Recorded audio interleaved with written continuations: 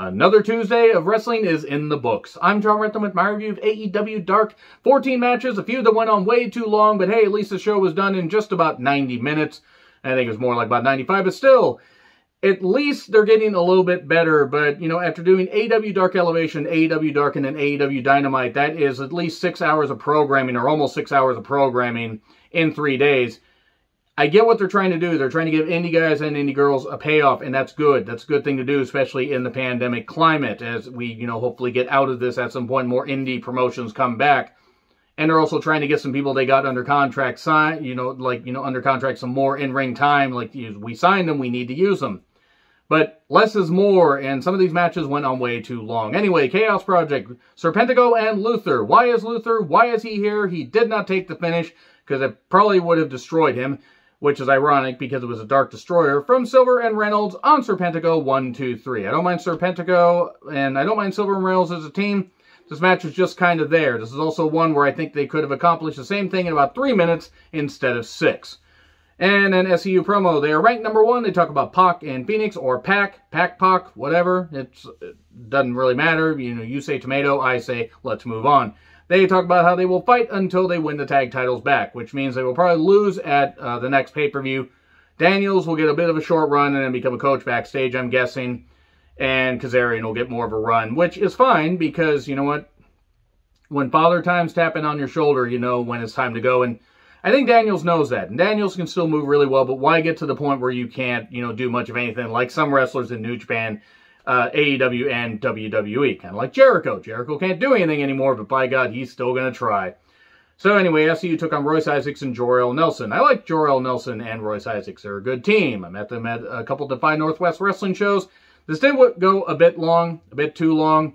But that being said, the work was good, and best moonsault ever on Isaacs 1, 2, 3. Miranda Alizé versus Penelope Ford with Kip. Well, we get fisting action between these two women. We get a, you know, jump over the ropes to a, you know, a knee drop on the apron. And then we get a gutbuster and a fisherman suplex 1, 2, 3. So Penelope gets the victory. I like the fisherman suplex as her finisher because I think she just can hit, you know, she can hit a nice arch. She can get the good bridge going with it. It looks fancy with her doing it. The cutter I don't mind, but I think the fisherman suplex fits better for her. Anyway. Hopefully Penelope gets some more opportunities because she has improved in the ring. I'm not saying she's a ring general, but she has improved in the ring. Gun Club took on Baron Black, Jake St. Patrick, and Adam Priest. Cool. I like Baron Black. It's like Jake from State Farm, and moving on from that, you know, weird tangent. I like Baron Black, and Jake St. Patrick isn't that bad, and Adam Priest isn't that bad. But you know what? This match is just there mainly because of the Gun Club. It's cool that Billy Gunn gets to team up with his kids. And that's really all I gotta say. 310 Yuma, 1, 2, 3. Then we get Jack Evans versus Dante Martin. Flippy shit, we get a destroyer on the outside. Why? Why are there so many goddamn Canadian destroyers? It was cool when P.D. Williams did it. Guess what? It's now so goddamn ridiculous. I think I did a Canadian destroyer at one point, and it was uncomfortable for everybody. Don't do that in public, especially on concrete. Ow. Less is more in these matches. Yes, these guys can do fancy shit. Jack Evans can still do that, despite the fact he's been wrestling for almost 20 goddamn years. And the Martin brothers, Dante and Darius as Top Flight, they have good potential as a team. Darius is out with a knee injury, and we get a 450 for 3, and then Angelico attacks, and Darius shows up, but the referee's like, no, you're not medically cleared. No, stop! And we do that, so we're going to get that match, obviously, at some point on Dynamite, or maybe AEW Dark Elevation, or AEW Dark, or maybe they're going to have it take place on the goddamn moon. Tony Khan is so goddamn coked out of his mind, he probably thinks he can put a match on the moon at some point. Let's hear it for him. If you get it, you get it. Why did Brandon Cutler get pyro? Hell, why did half the people get pyro? Why did half the people get pyro in this goddamn company? Not to say that there isn't some good talent, not to say that there's anything wrong with Cutler, but really? This is how much money you had to spend to give, you know, low-car guys pyro? Good Lord. Cage with Hook! I'm just going to keep saying it like that because that's how Shivani said it. Took on Cutler, FTW title match. And remember when the FTW title was so prestigious in ECW? Wait, no it fucking wasn't. It was a joke championship. And it's a joke now. It should not be featured on any wrestling program, especially in 2021. It shouldn't have been featured last year. They shouldn't have brought it in. What good has it done? Seriously, why introduce more championships? It's the same criticism I have of WWE. Why introduce more titles? Why fuse titles like they're doing in New Japan? Why do this with championships? Otherwise, you devalue what you have in your company. Anyway, Drill Claw, 1, 2, 3. Cutler got in some shots, but there was no doubt that he was going to lose this match. Also, Taz ended up saying it's main event time halfway through the show, which leads me to believe this was going to be the main event, but whoever put this show together was apparently high on meth and forgot how things work, and they just decided to put a really shit main event on. Anyway, Ashley Vox versus Alex Gracia. Alex wrestling on 2 shows on the same day. That's some good dedication right there. She was on NWA Power, which obviously, yes, taped, but still, you know, just for a fun joke. Hey, Vox got the tap out. Cool. Good for her. I was actually a bit surprised. Thought Alex Gracia, the Pink Dream, was going to get it, but was what it was. Ashley Vox, don't mind this. Good stuff. It's not anything I'm going to remember like past like this review, but it was good, and it was nice to see Ashley get a victory, because since she's been featured on NWA programming and a bit on AEW. Anyway, we get Vari Morales and Seth Gargas versus Sonny and Joey. When are they going to put Sonny on Dynamite and anything other than just him getting the shit beat out of him?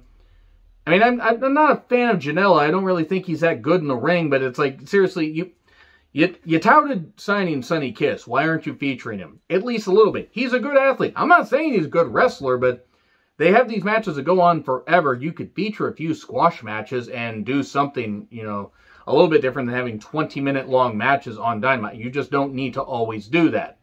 Feature a few squashes, and maybe you could, you know, stretch this stuff out instead of having just people dedicated to one particular brand. So anyway, we get JD Drake with the Dolph Twin, Ryan Nemeth, taking on Fuego del Sol. Drake laid the chops in and won. That was really all I have to say right there. Wasn't much to this. Sean Dean versus QT Marshall. Heel QT for reasons. And he won with a cutter. I like Sean Dean. Hope Sean Dean gets used a little bit more. The Bunny versus Jasmine Allure. Jesus Christ, Allie. Good Lord. Yeah, Allie looks good. And I'm not going to say that this match was necessarily a technical masterpiece. Allure has, you know, plenty of time to get better because she's still in the infancy of her career, and Allie is no more as a character than as a wrestler, but she's not horrible. She hits some, you know, the Eye of the Hurricane finisher, 1, 2, 3. And then we get Carly Bravo, Brick Aldridge, and Dean Alexander taking on Colt, Boom Boom Cabana, Uno, and Grayson. Fatality on Bravo, 1, 2, 3. It's a Dark Order. I mean, nothing against the gimmick. I just don't really care about it. And then we get Nick Comoroto and Aaron Solo of the Nightmare Factory, because there's about 10,000 people in the Nightmare Factory, and Cody Rhodes' family. Taking on Angel Fashion, D3. I like Nick Comoroto, and Solo wins with, like, you know, a cross-arm pedigree. Okay? And then John Skyler versus Cesaro Panini with Peter Avalon. This was the main event. Nothing against Skyler, but Cesaro has some questionable views. And doesn't strike me necessarily as knowing what the fuck he's doing in the ring. Weird DVD slam variation. Kind of reminds me of Sean O'Hare's finisher somewhat. 1, 2, 3. There you go. That's it right there. That's it for Dark. Let me know your thoughts in the comments. Like, share, subscribe, Twitter handle in the description. I'm John Ritland. I'll see you soon.